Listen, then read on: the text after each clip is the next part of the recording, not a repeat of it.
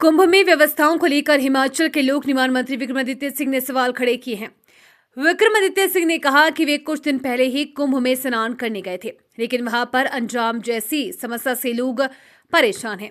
ऐसे में सरकार को वहां पर व्यवस्थाओं को ठीक करना चाहिए। कुंभ में पूरे देश और विश्व से लोग आ रहे हैं और स्थिति को सामान्य बनाए रखना महत्वपूर्ण है, क्योंकि कुछ दिन पहले भी वहां पर कई लोगों की दुखद मृत्यु हुई है, जिससे सबक लेना चाहिए और ट्रैफिक के पुख्ता इंतजाम करने चाहिए ताकि स्थिति सामान्य बनी रहे। उन्होंने कहा कि इतने बड़े कार्यक्रम में छूट रह जाती है, लेकिन फिर भी वहां की सरकार को ठोस कदम उठाना चाहिए ताकि कोई भी ऐसी घटना ना हो जैसे पहले हुई थी। 28 फरवरी तक महास्नान होना है। ऐसे में सरकार को देखना चाहिए कि कोई भी ऐसी अनहोनी ना हो।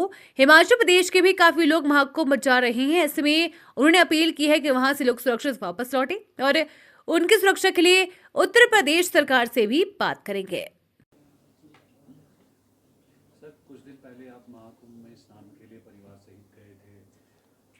उस टाइम क्या सिचुएशन आपने फेस की? लेकिन पिछले 48 आवर्स में जो है प्रयागराज वाले एरिया में बहुत लंबा ट्रैफिक जाम है, लोग पहुंच नहीं पा रहे हैं, क्या कहना चाहिए?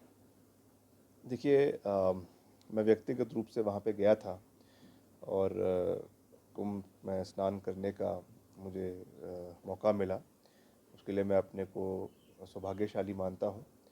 और उस समय जो है स्थिति सामान्य थी, मगर जिस तरीके की रिपोर्ट्स अभी आ रही है और सभी चैनल्स पे दिखाया जा रहा है कि बहुत वहाँ पे हड़कंप हो रही है, ट्रैफिक में भी बहुत सी समस्याएं आ रही है। तो निश्चित तौर से जो वहाँ की प्रदेश सरकार है उनको उसके ऊपर कार्रवाई करनी चाहिए, मजबूती से कार्रवाई करनी चाहिए, क्योंकि इतना पूरे देश से और विश्व भर से लोग वहाँ पर आ रहे हैं और स्थिति को सामान्य बनाए रखना ये बहुत महत्वपूर्ण है। क्योंकि पहले भी शुरुआती दौर में भी करीबन 30, 40 या 50 लोगों की वहाँ पे दुखद मृत्यु हुई है। तो उससे निश्चित तौर से सबक भी लेना चाहिए और पुख्ता इंतज़ाम ट्रैफिक मैनेजमेंट के होने चाहिए। हम समझते हैं कि जब इतना बड़े स्तर पे कार्यक्रम हो रहा है तो कभी कभी उसमें छूट या ढील भी रह जाती है, मगर फिर भी इसमें प्रिवेंटिव मेजर्स लिए जाने चाहिए और सही तरीके से ये कार्यक्रम जो है वो ख़त्म हो।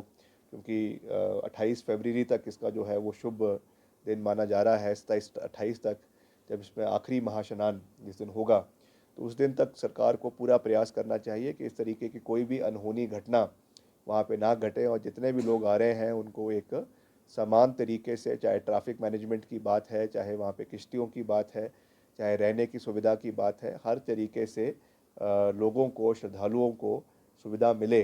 क्योंकि उसमें हिमाचल के भी बहुत से लोग वहाँ पे गए हैं, तो हिमाचल के लोगों के लिए ख़ास रूप से हमारा एक जो है वो उनके लिए कंसर्न है कि उनको कुछ वो सुरक्षित वापस आए।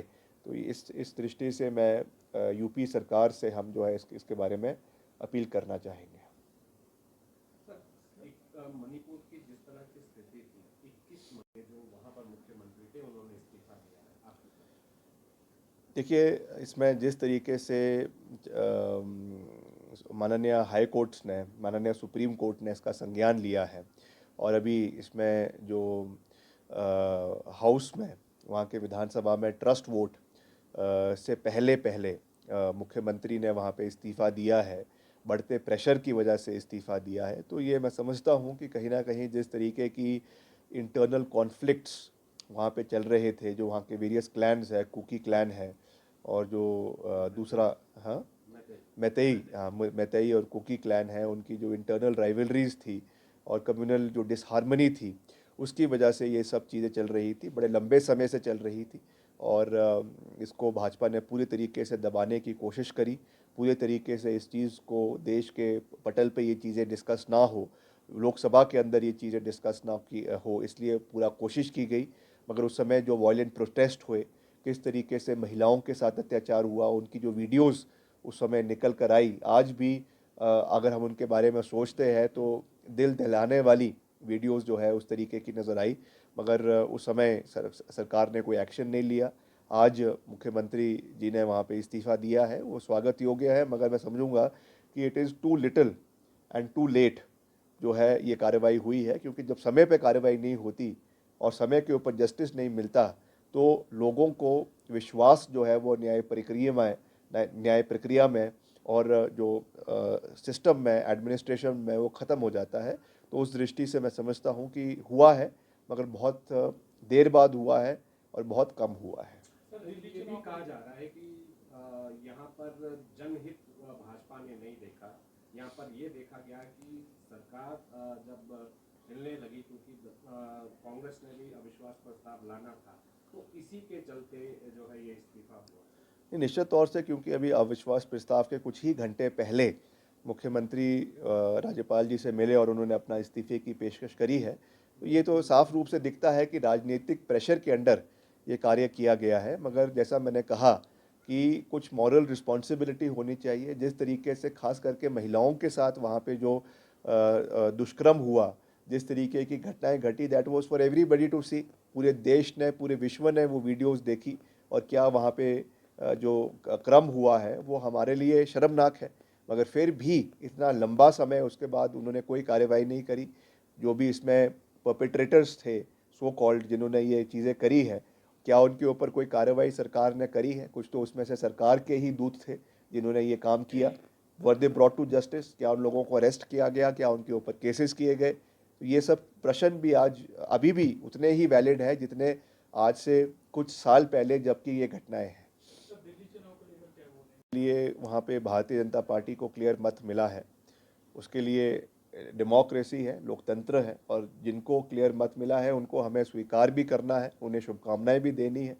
और जहाँ तक इसमें मेन कॉन्टेस्ट था, ये हम सब जानते हैं कि मेन कॉन्टेस्ट जो था वो भारतीय जनता पार्टी और आम आदमी सरकार, आम आदमी पार्टी जिनकी सरकार वहाँ पे पिछले 10 साल से थी, उनके बीच में था। और उसमें कहीं ना कहीं भारतीय जनता पार्टी अपना नैरेटिव दिल्ली में सेट करने में कामयाब हुई है। बहुत से मुद्दे वहाँ पे रहे, चाहे पोल्यूशन है, चाहे गंगा को साफ़ करने, यमुना को साफ़ करने की बात है, एयर क्वालिटी जो वहाँ पे इंडेक्स है जिस तरीके से वो बिगड़ रहा है, इन सब चीज़ों की बात की, डबल इंजन सरकार की बात की। मगर हमको ये भी देखना है, और ये एक फैक्ट है, और ये चीज़ आज केवल दिल्ली के परिप्रेक्ष्य में नहीं मगर पूरे देश के परिप्रेक्ष्य में देखी जा रही है कि जहाँ पर भी ऑपोजिशन की सरकारें हैं, वहाँ पर एक कैलकुलेटेड तरीके से, एक सिस्टमैटिक तरीके से केंद्र सरकार वहाँ पे जो है वर्किंग को रोकने के लिए, चाहे वो फंड्स के फ्लो की बात है, चाहे वो ग्रांट एंड एड्स की बात है, चाहे वो किसी भी तरीके से जो केंद्र से सहयोग किसी भी राज्य को मिलता है उसको दबाने की बात है, उस चीज़ को करते हैं। और फिर उसके बाद जो है उसके कैपिटल डिविडेंड्स आने वाले समय में लिए जाते हैं। तो ये एक पूरे राष्ट्रीय परिप्रेक्ष्य की बात है, मगर मैं अभी उन चीज़ों में नहीं जाना चाहता हूँ। जहाँ तक दिल्ली की बात है, निश्चित तौर से कांग्रेस पार्टी का परफॉर्मेंस निराशाजनक रहा है, इसमें कोई दो राय नहीं है। और इस पर जो हमारी कांग्रेस पार्टी की हाईकमांड है उनको संज्ञान इसका वो लेंगे। और आने वाले समय में, क्योंकि अभी तो क्लियर फाइट जो है वो आम आदमी पार्टी के साथ थी, मगर फिर भी सबसे ओल्डेस्ट पार्टी कांग्रेस पार्टी रही है जिन्होंने 15 साल वहाँ पे रूल किया है। और उसके बाद भी हमारा वहाँ पे खाता ना खुलना, ये इसमें कोई दो राय नहीं है कि ये एक वार्निंग बेल है, और हमें इससे आने वाले समय में सबक लेना चाहिए। और अभी से ही जो है वहाँ पे ग्रास रूट पर कैसे हमें पार्टी को मजबूत करना है उसके ऊपर कार्रवाई होनी चाहिए, ताकि in the times to come principal opposition जो है वो कांग्रेस वहाँ पे बने, और फिर जो है आने वाले समय में हम वहाँ पे पार्टी को मजबूत कर सकें। सर, नेता प्रतिपक्ष का कहना है ने लिया है तो वही इसके बारे में कह सकेंगे पूरे रूप से कि किस परिप्रेक्ष्य में उन्होंने आईपीएस ऑफिसर्स और आईएएस को जो नए बैच के हैं उनको हिमाचल ने लेने से मना किया है। मेरे को इसके बारे में जो है ऑफिशियल इसके बारे में इसकी अंडरस्टैंडिंग नहीं है, क्योंकि मेरे डिपार्टमेंट से कंसर्न नहीं है। मगर फिर भी किसी चीज़ को मद्देनज़र रखते हुए ये डिसीजन लिया होगा, तो government and the chief minister will be in a better position to answer this question. देखिए, हिमाचल प्रदेश सरकार ने ओपीएस तो लागू किया, लेकिन अब यूपीएस यानी यूनिफाइड पेंशन स्कीम को लेकर जो है लगातार पत्र लिखा गया है। क्या आप नहीं, इस पे हम डिस्कस करेंगे, क्योंकि हमने जब ओपीएस को लागू किया था उस समय तो यूपीएस नहीं था, ये बाद में लागू किया गया है। और केंद्र सरकार द्वारा पिछले बजट में इसकी अनाउंसमेंट हुई है और उसके बाद इसको किया जा रहा है। तो इस परिप्रेक्ष्य में कैबिनेट मीटिंग में हम इसके बारे में डिस्कस करेंगे मुख्यमंत्री जी से, और क्या विचार इसमें बनता है, जिसमें हमने मेन एजेंडा है प्रदेश के कर्मचारियों के हित को साधना।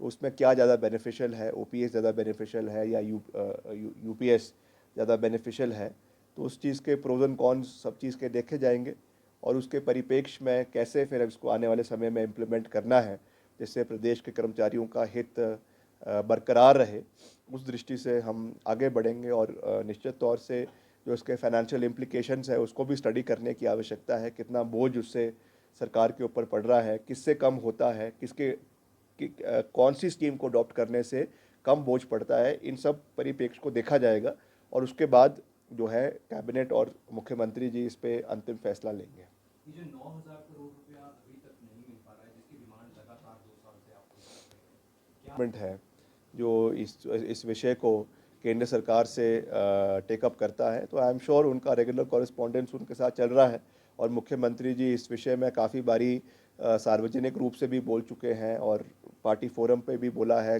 और कैबिनेट में भी इसके ऊपर चर्चा हुई है कि जो उनका पैसा 9,000 करोड़ रुपए वहाँ पे जमा है, जो उनका ही पैसा है, कर्मचारियों का पैसा है, जो उनको मिलना उनका मौलिक अधिकार है, जो सरकार को वापस नहीं दिया जा रहा है, कर्मचारियों को नहीं दिया जा रहा है, तो उस विषय पे कार्रवाई होनी चाहिए। अब किन विषयों की वजह से वो पैसा नहीं दिया गया है, वो केंद्र सरकार उस चीज़ को बेहतर जानती है, मगर मेरा तो ये मानना है कि हर चीज़ में राजनीति नहीं होनी चाहिए। अल्टीमेटली हम एक फेडरल डेमोक्रेटिक रिपब्लिक में रहते हैं, जहाँ पर राज्य का अपना एक रोल है, केंद्र का अपना रोल है, और डिफरेंस ऑफ ओपिनियंस हो सकते हैं, अलग अलग पार्टी की सरकारें केंद्र और प्रदेश में हो सकती है, मगर कुछ ऐसे विषय होते हैं जो प्रदेश हित के विषय हैं, उसमें हमें एक कलेक्टिव रूप से आगे बढ़ने की आवश्यकता है।